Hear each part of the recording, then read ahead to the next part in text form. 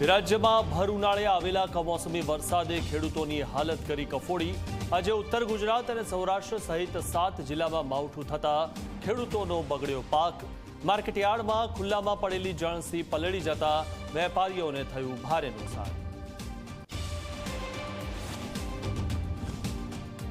અમદાવાદના ચંડોળામાં પોતાનું સામ્રાજ્ય ઊભું કરવાનો લલ્લા બિહારી ચંડોળામાં જ લંગડતો જોવા મળ્યો।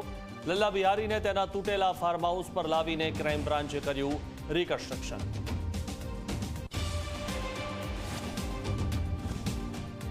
આવતીકાલે જાહેર થશે ધોરણ 12નું પરિણામ। બોર્ડની સત્તાવાર વેબસાઇટ પર 10:30 વાગ્યાથી વિજ્ઞાન પ્રવાહ અને સામાન્ય પ્રવાહ બંનેનું પરિણામ જોઈ શકાશે।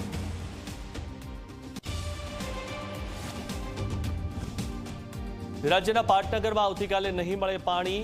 નભોઈ પમ્પિંગ સ્ટેશન પર સમારકામને લઈને ગાંધીનગરના સેક્ટર 1 થી 30માં રહેશે પાણી કામ।